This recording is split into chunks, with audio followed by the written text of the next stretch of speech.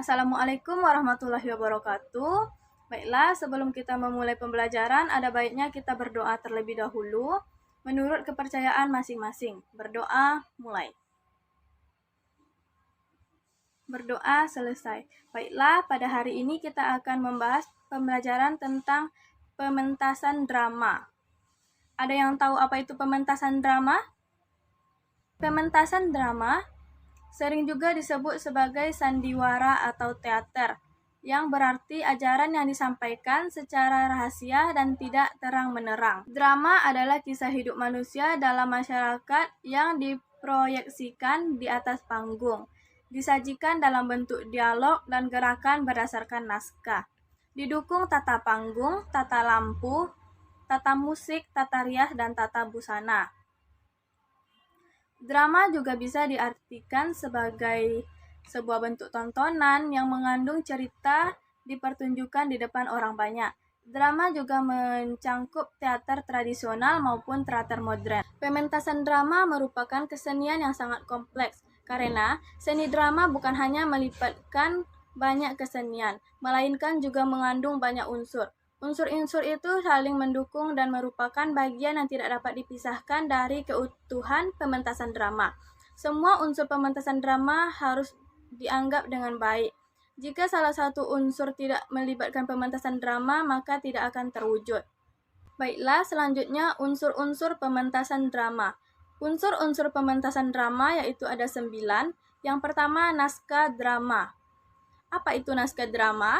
Naskah drama adalah karangan yang berisi cerita atau lakon, dan naskah drama tersebut memuat nama-nama tokoh dalam cerita, dialog yang diucapkan para tokoh, dan keadaan panggung yang diperlukan. Bentuk naskah drama dan susunannya berbeda dengan naskah cerita pendek atau novel, karena naskah drama cerita pendek berisi tentang cerita lengkap dan langsung tentang peristiwa-peristiwa yang terjadi. Sedangkan naskah drama tidak mengisahkan cerita langsung. Penuturan ceritanya diganti dengan dialog para tokoh. Dalam naskah drama lebih mengutamakan ucapan-ucapan atau pembicaraan para tokoh. Untuk memudahkan para pemain drama, naskah drama ditulis selengkap-lengkapnya. Bukan hanya berisi percakapan, melainkan juga disertai keterangan atau petunjuk. Petunjuk itu misalnya gerakan-gerakan yang dilakukan pemain, tempat terjadinya peristiwa, benda-benda peralatan yang diperlukan setiap babak, dan panggung setiap babak. Yang kedua yaitu pemain. Pemain adalah orang yang memperagakan cerita. Banyak pemain yang dibutuhkan dalam drama tergantung dari banyaknya tokoh yang terdapat dalam naskah drama yang akan dipentaskan. Setiap tokoh akan diperagakan oleh seorang pemain. Maka pemain yang harus dipilih harus tepat sesuai dengan karakter yang diperankan. Jika dalam drama itu pemainnya campuran, untuk menentukan pemain tentu lebih mudah daripada tidak campuran. Yang dimaksud pemain campuran adalah pemain yang terdiri dari anak-anak, remaja, dan orang tua. Ada 4 upaya yang dilakukan pemain drama agar tampil dengan maksimal dan tepat. Yang pertama yaitu naskah drama yang sudah dipilih harus dibaca berulang-ulang agar semuanya dapat memahaminya. Dari dialog para tokoh dapat diketahui watak setiap tokoh dan naskah drama tersebut. Yang kedua, setelah diketahui watak setiap tokoh, kemudian memilih pemain yang cocok dan mampu memerankan masing-masing tokoh. Yang ketiga, selain mempertimbangkan watak, perlu juga untuk mempertimbangkan perbandingan usia dan perkiraan perwatakan. Dan yang terakhir, yang keempat, kemampuan pemain terjadi pertimbangan penting pula. Sebaiknya dalam pemilihan pemain haruslah mempunyai kepintaran. Artinya, dalam waktu yang tidak terlalu lama dalam berlatih, dia sudah memerankan tokoh tersebut. Selanjutnya yang ketiga yaitu sutradara. Sutradara adalah pemimpin dalam pementasan drama. Sebagai pemimpin yang bertanggung jawab terhadap kesuksesan pementasan drama, ia harus membuat perencanaan dan pelaksanaan. Tugas seorang sutradara sangat berat dan tanggung jawabnya pun cukup banyak. Sutradara harus memiliki naskah, menentukan pokok-pokok penafsiran naskah, memilih pemain, pelatih pemain, bekerja dengan staf, dan mengkoordinasi setiap bagian. Semua itu harus dilakukan dengan cermat. Bila pementasan drama berjalan lancar, menarik, dan memuaskan penonton, sutradara menjadi orang pertama yang berhak mendapatkan pujian. Dan begitu pula sebaliknya, jika pementasan drama tidak lancar, maka yang menyebabkan penonton kecewa, sutradara pasti menjadi sasaran kemarahan. Bagi seorang sutradara, yang mula-mula dilakukan adalah memilih naskah yang telah dipilih sesuai dan dibaca berulang-ulang untuk menentukan bagaimana watak tokoh-tokohnya, tata rias, pengaturan panggung, dan selanjutnya. Cara memilih para pemain. Para pemain dipilih kemudian diberikan penjelasan tentang lakon drama yang akan dipentaskan. Watak tokoh dalam hal yang berkaitan akan dipentaskan.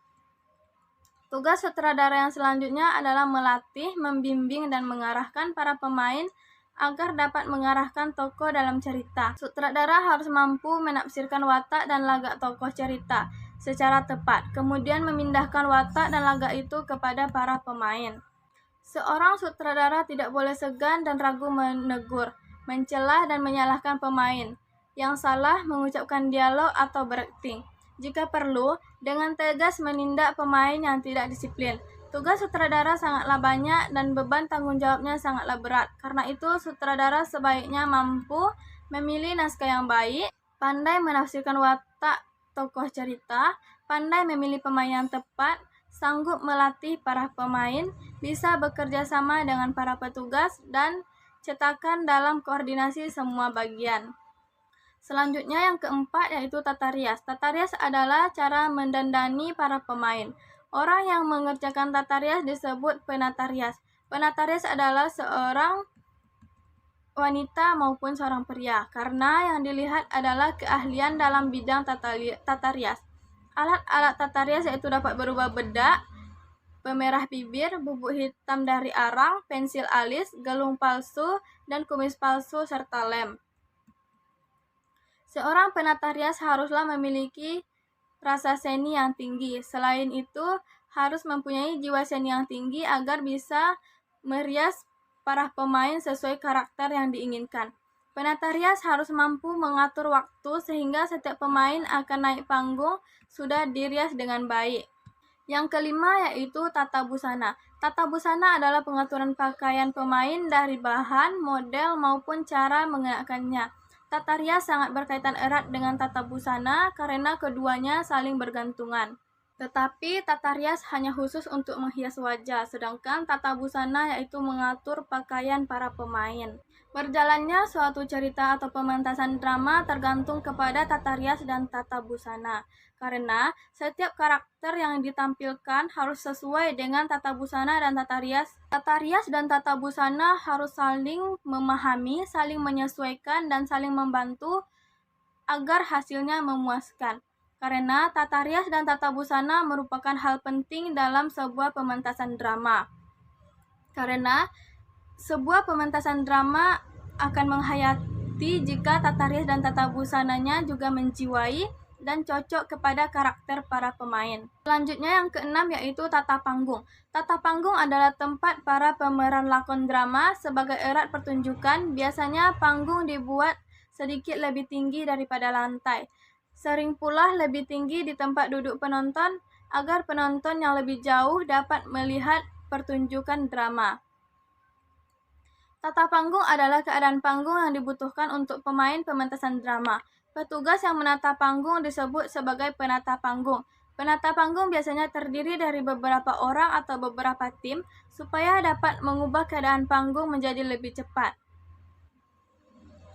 Panggung menggambarkan tempat, waktu, situasi, dan keadaan peristiwa agar pementasan drama berjalan dengan lancar.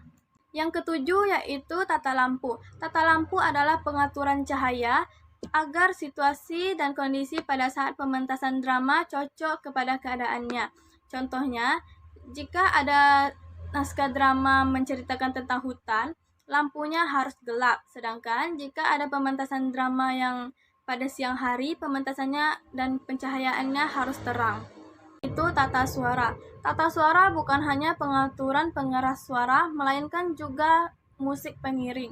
Musik pengiring diperlukan agar suasana yang digambarkan terasa lebih meyakinkan bagi penonton. Alat musik yang digunakan pada saat suasana sedih mungkin hanya seruling yang bertiup mendayu-dayu menyayat hati. Demikian pula juga jika ada adegan pertengkaran dan suasana panas, maka akan diiringi dengan musik yang cepat dan keras. Iringan musik sangat mempengaruhi pementasan drama karena urusan pengirian musik ini diserahkan sepenuhnya dalam naskah drama. Urusan pengiringan musik sepenuhnya kepada penata suara atau penata musik. Musik pengiring dimainkan di balik layar agar tidak terlihat penonton dan tidak mengganggu para pemain drama. Kekerasan suara juga harus diatur untuk menciptakan pemain drama yang indah dan tidak mengganggu suasana pementasan drama. Yang kesembilan yaitu penonton. Penonton termasuk unsur yang paling penting dalam sebuah pementasan drama, karena penonton merupakan orang yang menilai bagus tidaknya sebuah pementasan drama. Bagaimana sempurnanya persiapan kalau tidak ada penonton? Jadi, segala unsur drama yang telah disebutkan sebelumnya, pada akhirnya semuanya untuk penonton. Kesuksesan sebuah drama biasanya dapat diukur dari sedikit banyaknya penonton. Penonton drama lebih dari berbagai macam latar belakang, berbagai pendidikan, ekonomi, maupun motivasi. Ada 3 macam penonton yang perlu kita ketahui, yaitu yang pertama, penonton peminat. Penonton peminat adalah penonton intelektual yang mampu mengapresiasikan seni, terutama seni drama. Yang kedua yaitu penonton iseng. Penonton iseng sebenarnya penonton yang tidak punya pemerhatian khusus pada drama, tetapi mungkin menyukai seni, terutama seni musik. Yang terakhir yaitu atau yang ketiga, penonton penasaran. Penonton ini berhasrat menonton karena penasaran, yaitu ingin tahu akan sebenarnya pertunjukan drama yang sedang diadakan. Kemudian mereka penasaran dengan tindakan atau lakon seorang pementasan drama. Teks drama memiliki 4 ciri kebahasaan, yaitu yang pertama, banyak menggunakan kata-kata yang menyatakan urutan waktu atau konjungsi kronologis. Contohnya, sebelum, sekarang, setelah itu, mula-mula, dan kemudian. Yang kedua, banyak menggunakan kata kerja yang menggambarkan suatu peristiwa yang terjadi, seperti menyuruh, menobatkan, menyingkirkan, menghadapkan, dan beristirahat. Yang ketiga, banyak menggunakan kata kerja yang menyatakan sesuatu yang dipikirkan atau dirasakan oleh seorang tokoh. Contohnya, merasakan, kedinginan, mendambahkan, dan mengalami. Selanjutnya yang terakhir, yaitu yang keempat, menggunakan kata-kata sifat untuk menggambarkan tokoh, tempat, dan suasana. Kata-kata yang dimaksud seperti rapi, bersih, baik, gagah, dan kuat. Baiklah, mungkin hanya itu saja pertemuan kita pada hari ini. Lebih dan kurang mohon maaf. Assalamualaikum warahmatullahi wabarakatuh.